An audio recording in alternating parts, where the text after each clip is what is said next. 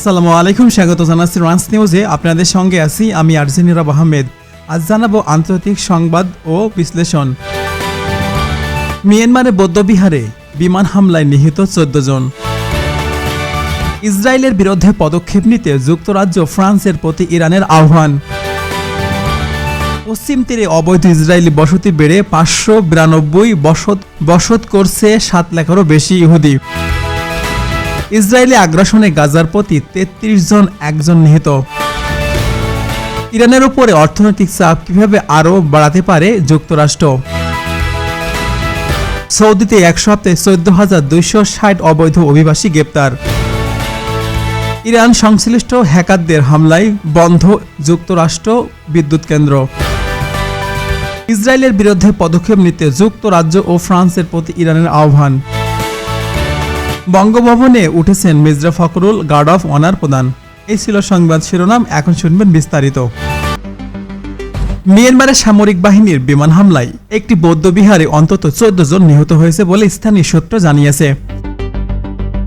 সংঘাতপূর্ণ অঞ্চলের ধর্মীয় স্থাপনায় হামলা, এই ঘটনায় আন্তর্জাতিক মানবাধিকার সংস্থাগুলো গভীর উদ্বেগ প্রকাশ করেছে। বেসামরিকদের উপরে হামলা অভিযোগ উঠেছে, যা দেশের চলমান গৃহযুদ্ধকে আরও জটিল করে তুলেছে। ইসরায়েলের বিরুদ্ধে পদক্ষেপ নিতে যুক্তরাজ্য বা ফ্রান্সের প্রতি আহ্বান ইরানের।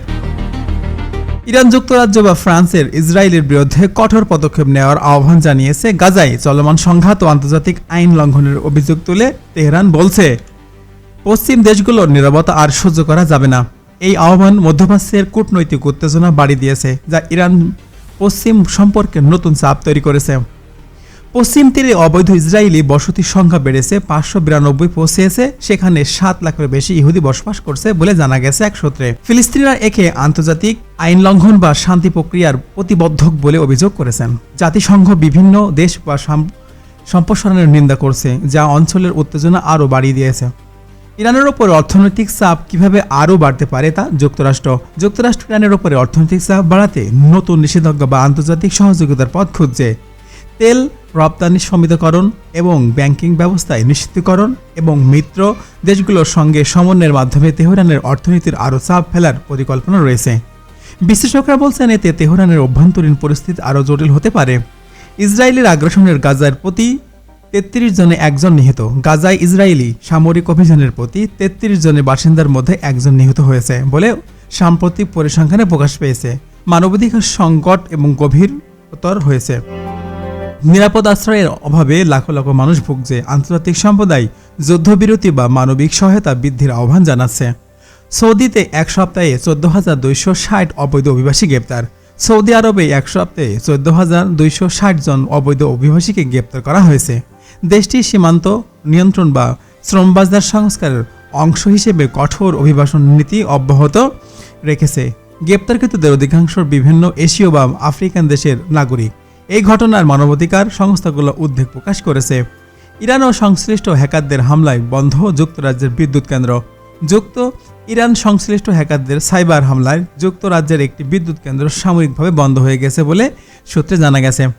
জ্বালানি অবকাঠামো এই ধরনের আক্রমণ জাতীয় নিরাপত্তার জন্য গুরুতর হুমকি তৈরি করেছে। বিভিন্ন কর্তৃপক্ষ তদন্ত শুরু করেছে এবং সাইবার প্রতিরক্ষা জোরদার করার কথা বলছে। গাজায় মানবাধিকার সংকট, যুদ্ধবিরতির পরে লাজুক পরিস্থিতি। 2025 সালের 10 অক্টোবর ঘোষিত যুদ্ধবিরতির পর গাজায় সক্রিয় যুদ্ধের তীব্রতা কমেছে। মানবাধিকার সংকট এখনও গভীর অত্যন্ত লাজুক অবস্থায় রয়েছে। জাতিসংঘের মানবাধিকার সমন্বয় কার্যালয় OCHA IPC integrated food security phase সর্বশেষ প্রতিবেদন অনুযায়ী গাজায় প্রায় 21 লাখ মানুষের জীবন এখন অনিশ্চয়তা, ঘনবসতি বা মৌলিক সেবার অভাবে জর্জরিত। স্থানচ্যুতি বা অবসান সংকট। গাজায় প্রায় পুরো জনসংখ্যাই এখন অভ্যন্তরীণভাবে বাস্তুচ্যুত। ইসরায়েলি বাহিনীর ইয়েলো লাইন বা প্রবেশ নিষিদ্ধ এলাকা ক্রমাগত সম্প্রসারণ হওয়ায় মানুষকে আরও সংকুচিত করায় ঠেলে দিয়েছে। এই ছিল সংবাদ শিরোনাম বিশ্লেষণ। নেক্সট কোনো এপিসোডে আপনাদের মাঝে উপস্থিত হব। ততক্ষণ পর্যন্ত ভালো থাকবেন। Take care in your health. Good bye, Allah হাফেজ।